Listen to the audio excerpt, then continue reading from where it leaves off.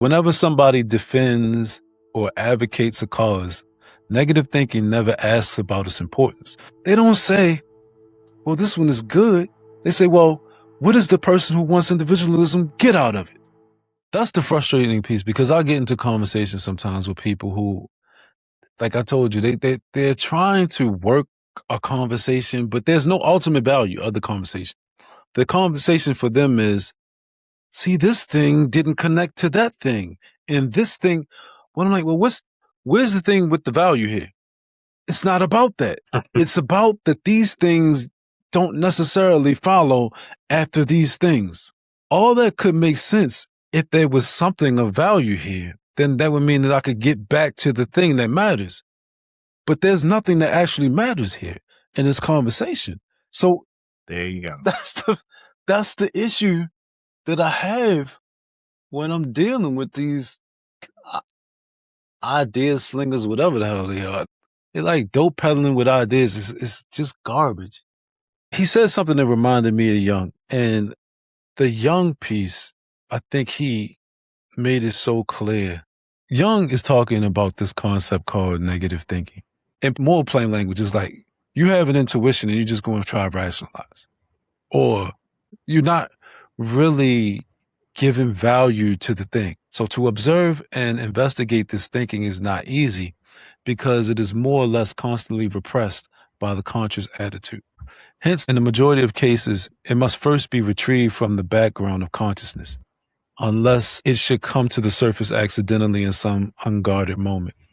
As a rule, it has to be enticed with some such question, like, now what do you really think? Or what is your private view on the matter? Or perhaps one may have to use a little cunning, framing the question something like this: what do you imagine then that I really think about it? I love that. That is hilarious. You're like, if someone's not going to answer you, ask them what they think you think. Right. One should adopt this device when the real thinking is unconscious and therefore projected. The thinking that is enticed to the surface in this way has characteristic qualities. And it was these that I had in mind when I described it as negative. Its habitual mode is best expressed by the two words nothing but. Goethe personified this thinking in the figure of Mephistopheles. Above all, it shows a distinct tendency to trace the object of its judgment back to some banality or other, thus stripping it of any significance in its own right. This is why I brought this idea up when I was having this conversation, is that when we're talking about politics, it's not just politics. Any good or bad thing, the right thing versus the wrong thing, and then somebody chooses one of the things and said, well, you're just doing that thing because you want to have this binary idea of right and wrong. Is the idea of criticizing a right and wrong binary more important than having an important and not important? But that's not the conversation that they want to have. See, they want to strip all of the importance away from the value and say, well, is it connected in this way? Is it? Because there's no prioritization. And that's what I mean about that. The trick is to make it appear dependent on something quite commonplace. Whenever a conflict arises between two men over something apparently objective and impersonal, negative thinking mutters, cherchez la femme.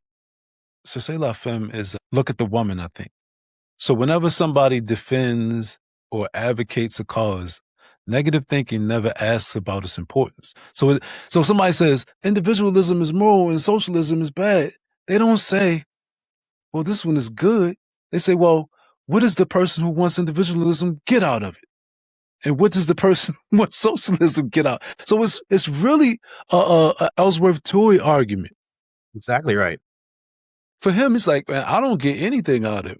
I just like to have power. I just like to come up with dumb arguments and have people spin around the hamster wheel. There's a difference between somebody who can't really tell the difference and who's not into philosophy and really just like, well, isn't this for the greater good? That's a different kind of person versus an Ellsworth Tory kind of person, because this is the worst of the worst. And they don't even know that they're the worst of the worst. They don't even care. That's not even their standard. They don't think in good and bad terms. Exactly. They just look at it as, am I getting what I want? Meaning, am I getting the power required to accomplish this goal or not? Right. And so it's hard for me to believe that the person that I'm talking to wants nothing. But then if I keep talking to them and it's a circular conversation and there's no goal, I start to think, wow, this person really wants nothing. It's perfectly fine for them to waste all of their time and take you along with them. And take you along with them. And so it blows my mind. And I had to pull myself back like, oh, you projected reason on that person.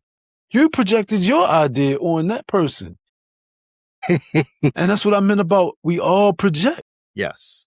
Yes. We definitely have a way we think about things, a certain perspective, and a certain desired outcome. So 100%. Yes, that is certainly the way we relate to the world is through that kind of projection. I didn't really want to connect those two, but they did connect just for the simple fact that Jung explains the mechanism. Rand supplies the philosophical premise. That's what it boils down to. If I look at the actions from a purpose standpoint, the thing that you constantly get and results from your activity is your purpose. So there's an assumed purpose. Whereas though from a psychological standpoint, Jung tries to abstain from applying philosophy and purpose, but you can see it in his stuff.